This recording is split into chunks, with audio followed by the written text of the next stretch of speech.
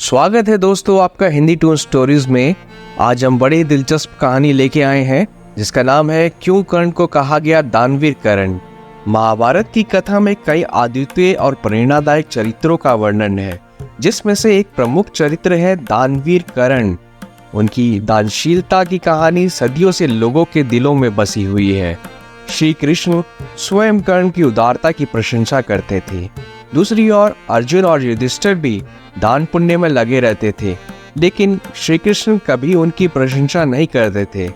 इस बात से अर्जुन को एक दिन बड़ा आश्चर्य हुआ और उन्होंने श्री कृष्ण से इसका कारण पूछा। श्री कृष्ण ने मुस्कुराते हुए कहा, समय आने पर तुम स्वयं देख लोगे कि सबसे बड़ा दानवीर कौन है। अर्जुन को इस उत्तर से संतोष नहीं हुआ, लेकिन उन्होंने श्री कृष्ण के शब्दों का मान रखा। कुछ दिनों बाद एक दुखी ब्राह्मण अर्जुन के महल में आया। उसकी आंखों में आंसू थे और वह बहुत परेशान लग रहा था। उसने अर्जुन से कहा, मेरी पत्नी का निर्धन हो गया है और मुझे अंतिम संस्कार के लिए चंदन की लकड़ियों की जरूरत है, कृपया मेरी मदद करें। अर्जुन ने तुरंत अपने मंत्री को आदेश दिया कि राजकोष से चंदन की लकड़ियों का प्रबंध किया जाए, लेकिन दुर्भाग्यवश उस दिन ना तो राजकोष में चंदन की लकड़ियां मिली और ना ही पूरे राज्य में। अर्जुन ने ब्राह्मण से क्षमा मांगते हुए कहा, मुझे क्षमा करें, मैं आपके लिए चंदन की लकड़ी का इंतजाम नहीं कर सका।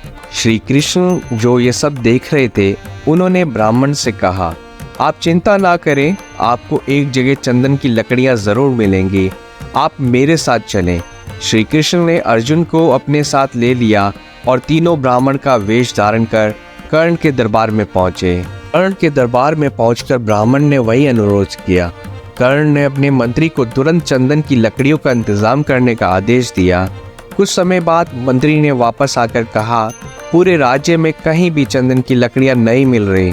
इस पर कर्ण ने बिना किसी हिचकिचाहट के कहा, महल में जो चंदन के खंभे हैं उन्हें तोड़कर ब्राह्मण को दे दो। मंत्री ने आदेश का पालन किया और ब्राह्मण को चंदन की लकड़ियां प्रदान करी। ब्राह्मण ने कर्ण का धन्यवाद किया और अपनी पत्नी के अंतिम संस्कार के लिए चला गया। श्री कृष्ण ने अर्जुन की ओर देखते हुए कहा, देखो, तुम्हारे महल में भी चंदन के खंभे थे, लेकिन तुमने ब्राह्मण को निराश किया। वहीं कर्ण ने अपनी दानशीलता का एक और उदाहरण प्रस्तुत किया। इस कहानी से एक महत्वपूर्ण शिक्षा मिलती है। दान वह नहीं जो समृद्ध स्थिति में किया जाता है, बल्कि असली दान वह है जो अभाव में भी किया जा सकता है। कर्ण की दानशीलता और उदारता हमें सिखाती है कि सच्ची उदारता दिल से आती है, ना कि संपत्ति से। तो दोस्तों, हम आशा करते हैं कि आपको हमारी आज की कहानी पसंद आई होगी। आप हमें कमेंट सेक्शन में बताएं कि आपको ये कहानी कैसी लगी। हमारे चैनल हिंदी टून स्टोरीज को लाइक करें, सब्सक्राइब करें और शेयर करें।